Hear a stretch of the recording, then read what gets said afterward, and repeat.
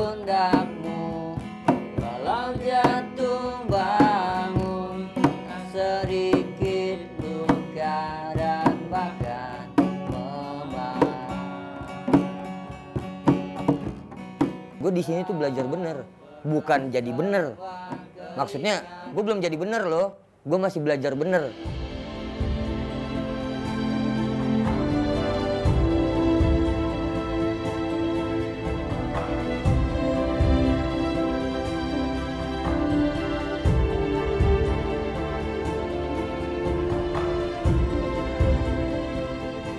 Baru dapat jawaban setelah di sini gitu. Alhamdulillah enggak, udah semenjak di sini semua apa kegiatannya kayak narkotika, konsumsi, alhamdulillah enggak.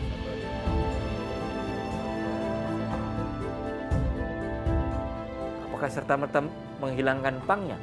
Tidak. Maka sebetulnya saya tidak menghilangkan, menghancurkan ideologi pang yang universal, tapi memberi makna.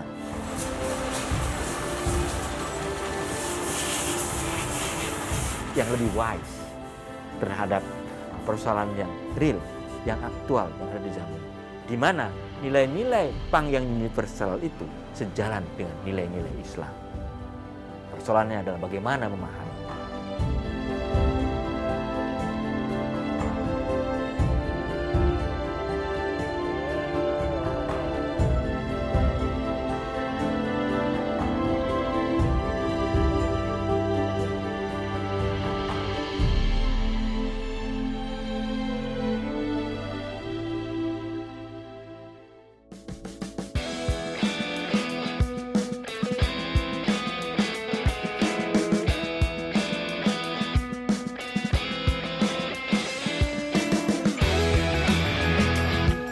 Sebagai negara dengan penduduk muslim terbesar di dunia, subkultur yang masuk dan berkembang seperti punk selalu dapat stigma negatif dari masyarakat. Bencana dari negeri air mata, ratusan ribu jiwa pergi mendahului. Musik dan utamanya penampilan atau fashion yang mereka kenakan seringkali dianggap berseberangan dengan norma ketimuran. Wajah punk di mata sebagian masyarakat Indonesia kerap disematkan pada label begundal, liar, dan dekat dengan barang-barang terlarang. Dalam kondisi seperti itu, lensa negatif kerap menjadi sorotan utama bila menyoal punk. Udah hatam makan hinaan omongan orang itu, kita udah hatam. Kita orang udah jadi hal biasa gitu. Dihina orang, digimanain orang, sudah jadi makanan kita sehari-hari.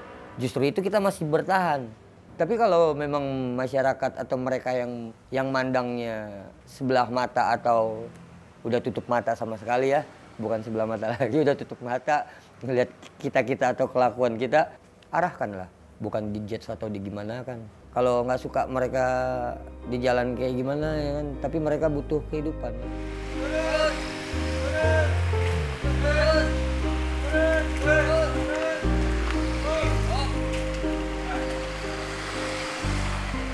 Kalau untuk konsumsi psikotropika atau yang lain-lain itu hal biasa ya. Itu menurut gue nggak terlalu gimana. Memang udah apa ya, hal yang biasa, yang lebih ini lagi gue bisa gue nggak bisa cerita lah inilah. Wah serem banget, amit-amit. Gue ngerasain banyak yang nggak bisa gue ceritain soalnya.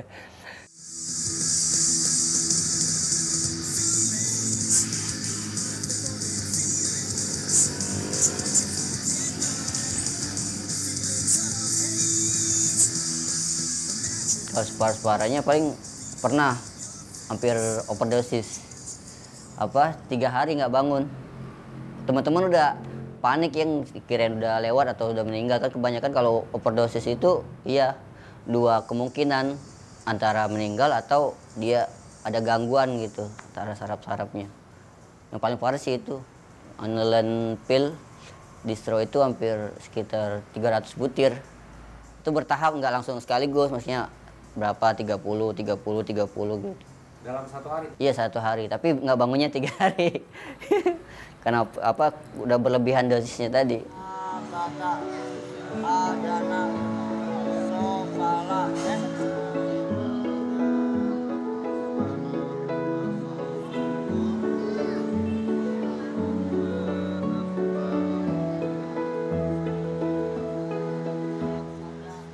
Hidup di jalanan sebenarnya bukanlah menjadi pilihan bagi sebagian besar anak-anak pang. Namun, kondisi lingkungan yang membuat mereka pada akhirnya mau tak mau menyerah pada keadaan.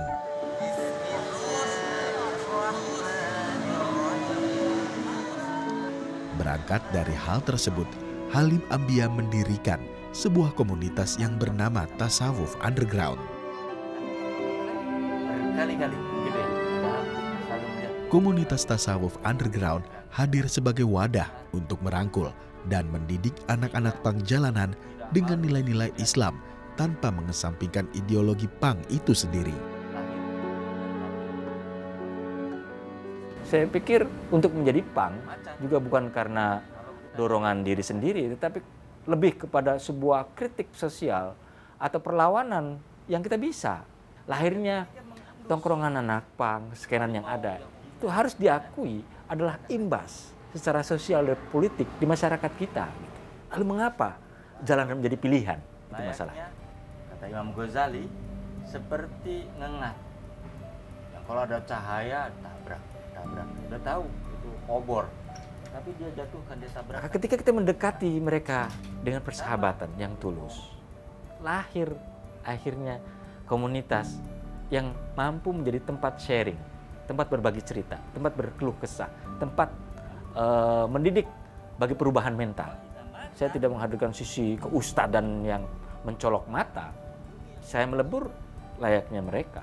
Kita bicara musik yang sama, atau kita bicara sebuah persoalan yang paling membuat muak anak pang yang sama.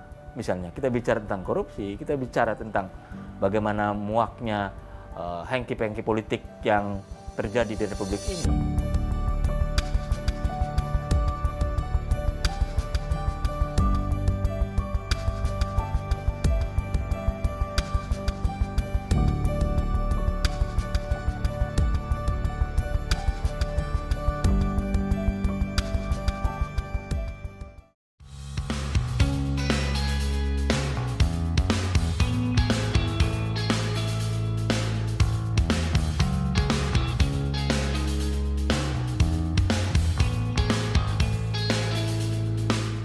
Triana Anugrah Permana atau kerap disapa Pongki merupakan satu dari banyaknya anak pang jalanan yang kerap dicap sebagai salah satu masalah sosial. Pongki menyadari betul cap begundal yang melekat menjadi problema tersendiri.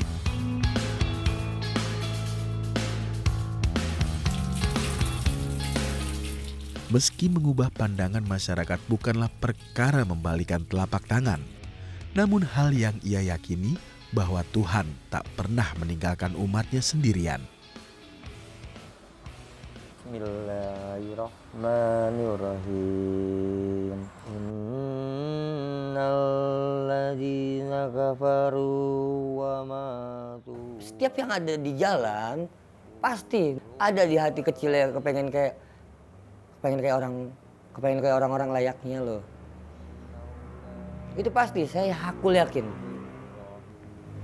Tapi apa boleh buat? Min ahadihim mil'ul ardi zahabaw.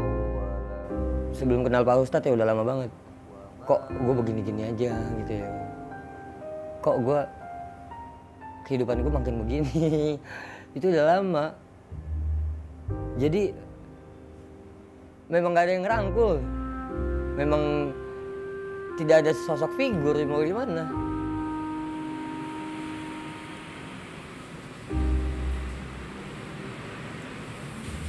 Jadi kalau nggak ada niat kayak gimana sulit. Nggak gampang bang. Nggak gampang gue ninggalin kayak gitu-gituan. Saya percaya kalau iman itu naik turun. Kadang naik, kadang turun, kadang stabil. Saya percaya kok. Sehebat-hebatnya saya istiqomah, semakin mantap banget godaannya. Semakin dipermudah banget godaannya. Enggak gampang. Banyak yang udah gue lalui. Ya gue nggak bisa cerita terlalu dalam.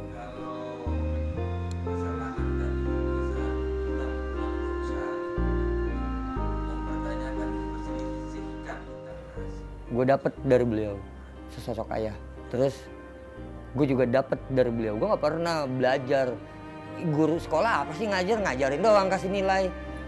Bukan gimanain tentang guru ya enggak. Tapi ya gue emang nggak punya guru, nggak punya gimana. Tapi gue dapet di sini gue punya guru. Gue dapet di sini gue punya sesosok ayah gitu. Itu yang gue dapet. Beliau hebatnya bisa memainkan peran sedang menjadi siapa nih.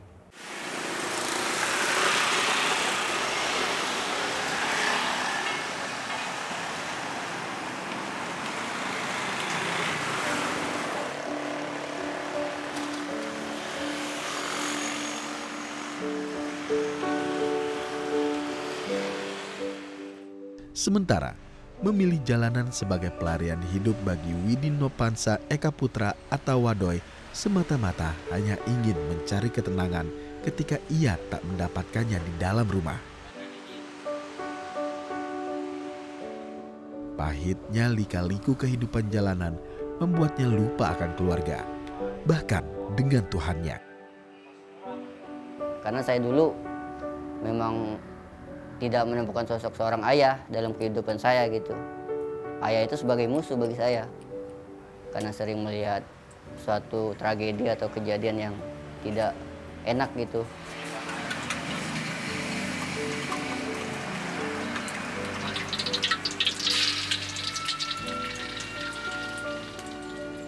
Memang di rumah itu kadang suasana keharmonisan itu dari kecil saya juga kurang gitu, hubungan interaksi sama keluarga. Situnya doang saya paling sedih, pengen pulang ke rumah.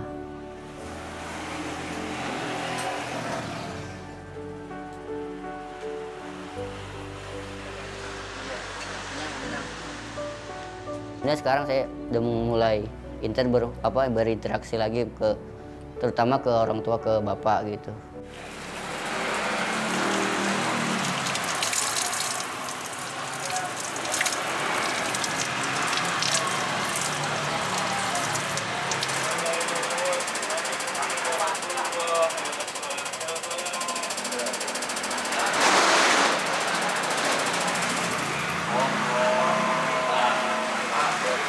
Semenjak di sini baru saya mengenal apa itu Islam, apa itu ibadah atau yang lain, sholat ya kan. Lebih mendalami ternyata Islam itu luas gitu. Kita mengadu kepada Tuhan gitu kan dengan segala apa permasalahan kita gitu kan.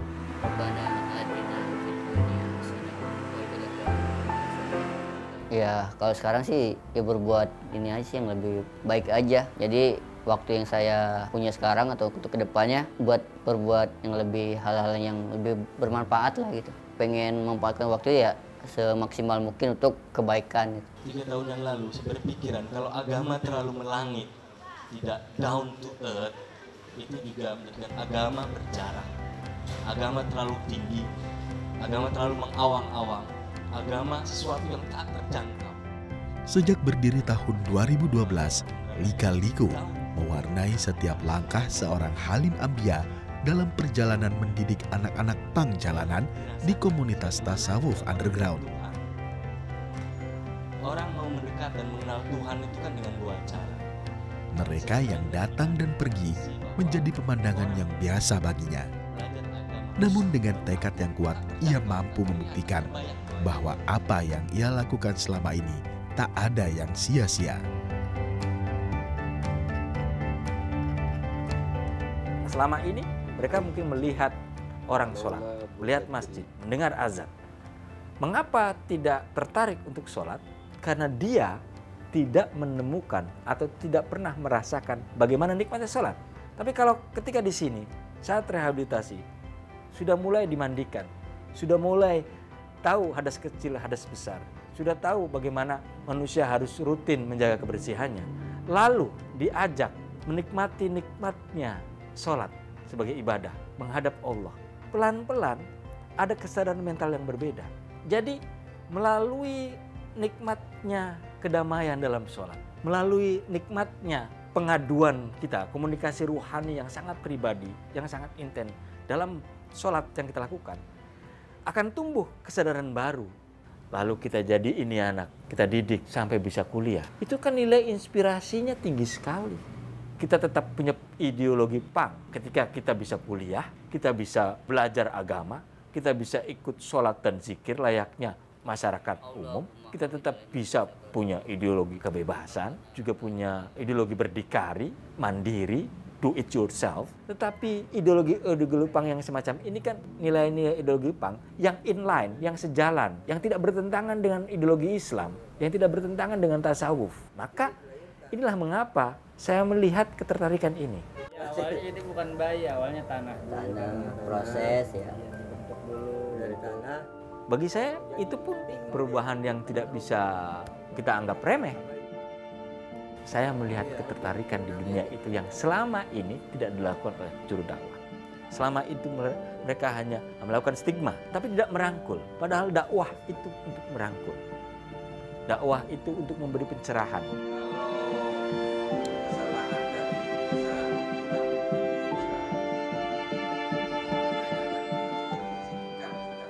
Rasulullah Shallallahu Alaihi Wasallam, wa idza da'aka, dan jika ia mengundangmu, fa'ajibhu, maka datanglah. Ayatkan oleh Imam Muslim. Jika dia mengundangmu, maka datangilah. Dan jika dia meminta nasihat, maka nasihatilah. Karena biasanya secara Dalam komunitas tasawuf underground, Halim Ambia memberdayakan puluhan anak pang jalanan melalui berbagai macam kegiatan. Anak-anak itu tak hanya sebatas belajar tentang agama, melainkan juga mendapat sebuah pekerjaan pada berbagai sektor usaha dan diberi kesempatan untuk melanjutkan pendidikannya yang sempat terhenti. sepatu boot dogmarnya Pongki tergetar. Ya, akhirnya saya menyusun sebuah formula pemberdayaan, apa yang saya sebut dengan pengenalan peta jalan pulang. Jalan pulang yang saya maksud adalah pertama, jalan pulang kepada Tuhan, yakni usaha pendidikan rohani mengembalikan kesadaran dia tentang tugas seorang hamba yang menyembah pada Tuhannya. Mengembalikan kesadaran itu melalui apa? Dengan pendidikan rohaninya, menggunakan sholat dan zikir yang mampu melepaskan dia dari ketergantungan narkoba dan psikotropika. Karena narkoba dan psikotropika ini hal yang begitu besar merusak anak pang, anak jalanan.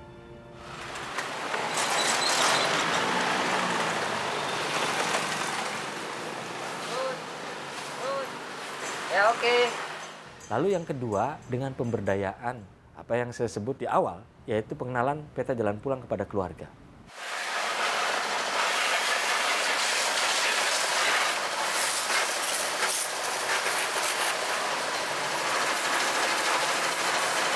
Pengenalan peta jalan pulang kepada keluarga dengan apa?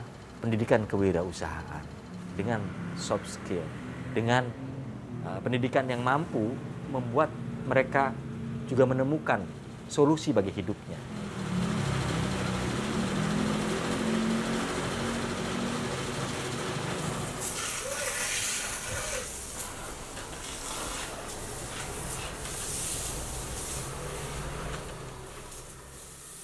Jadi ada kesadaran mental yang tumbuh di hati mereka untuk melakukan pembenahan. Meskipun misalnya dia dapat dari mengamen itu bisa 200.000, 300.000 sehari. Tapi dia dapat dari cucian mobil paling hanya 30.000, 70.000 banyak, 150. Tapi nilai keberkahan yang dia rasakan berbeda. Jadi ada nilai yang mungkin tidak bisa diukur oleh uang. Ada kesadaran mental yang tumbuh sebagai manusia baru melihat persoalan.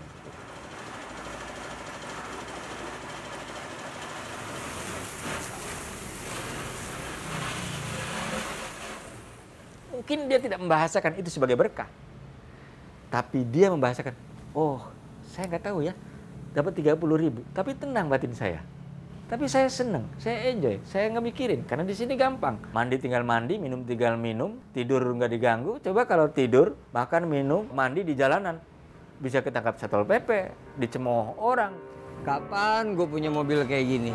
Alhamdulillah. Duitnya mana? Kerja.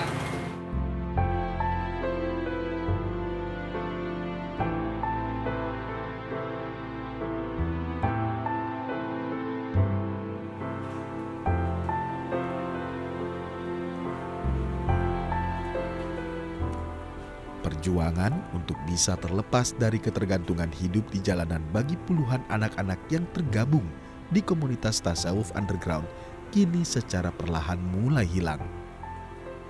Seperti Pongki dan Wadoy yang kini tengah fokus melanjutkan pendidikannya di salah satu universitas yang ada di kawasan Tangerang Selatan, Provinsi Banten. Jadi kaget aja gitu. Saya street punk gitu ya. Punk yang ada di jalanan. Tapi bisa duduk di bangku universitas. Itu ya bersyukur alhamdulillah banget bisa ngerasain kuliah seperti apa. Bisa belajar langsung dengan dosen. Ya bersyukurlah. Kaget, memang kaget. Awalnya kaget. Ternyata nggak jauh beda kalau kita sama-sama belajar ya kan. Salah itu ya bisa diluruskan lagi.